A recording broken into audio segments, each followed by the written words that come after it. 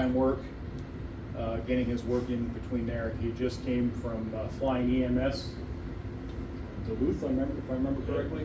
Minnesota. And we have many stories in the office in safety, but one of the stories he told me is one night he had to go pick up some patients off a reservation. He was flying in a blinding snowstorm, barely got the aircraft down to the hospital, and when he came back into work the next day, and he goes, "That's the magic they expect for $18,000 a year." That's a true statement, true story. So what I'm here to tell you is Royal is a patriot. He is a combat veteran, served in Afghanistan, flew countless missions with an Apache AH-64. That's a heavy combat aviation asset that we have.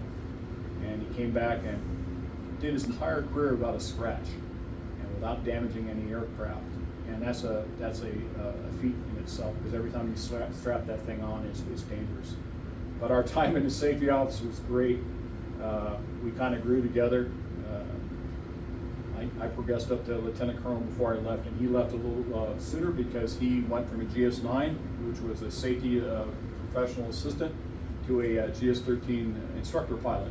And I remember our boss saying, "Are you sure you want to do that?" It was kind of the most funny statement I had ever heard, until he asked me the same thing when I left to get a promotion in the IT community. So we had that chuckle in between us. But I do have one funny story for you. Back when I was a lot younger, I used to drink a lot of Diet Coke.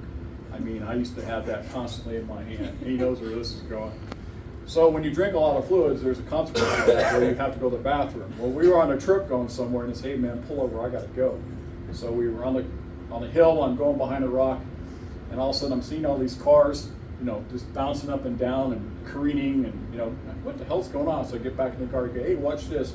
And I had this big, huge, like 64-ounce mug that was empty. And he was holding it up like he was a DPS officer in a white GSA vehicle, and just watching people's hoods dip down, having a great old time. But This guy was slowing him down for safety. he was. Yeah. So Royal had some big shoes to fill. And if you remember, Glenn Howell passed away, and Royal was Glenn's replacement. And nobody truly could replace Glenn, but I tell you, Royal did quite a good service. He did a lot of many years as a ground safety officer, but he was also an aviation safety officer. So he had a lot of perspective on both sides of the coin from his mission when he was down. And also too, he drove back and forth to Marana. Yeah. And I don't know how many vehicles he went through. I think he still got some of those vehicles that he's been nursing along, but I'm here to tell you that's a lot of dedication to drive down that. I only had to go down to Tucson for a couple of years as a commander, but how many years did you go back and forth to Marana? Well, I left there in 2019. Yeah, so about 20 plus years, easy, just going back and forth to Marana. So that will wear on you as well. But Royal, well earned.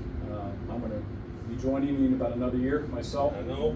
Where I was always concerned about if I was punching out before him, but he made it out first. But it's been an honor, and I'm proud to shake your hand. Congratulations on your Thank you. retirement, and Janice, congratulations Thank on you, you Terry. as well. Thank you. Thank you, brother. Appreciate it.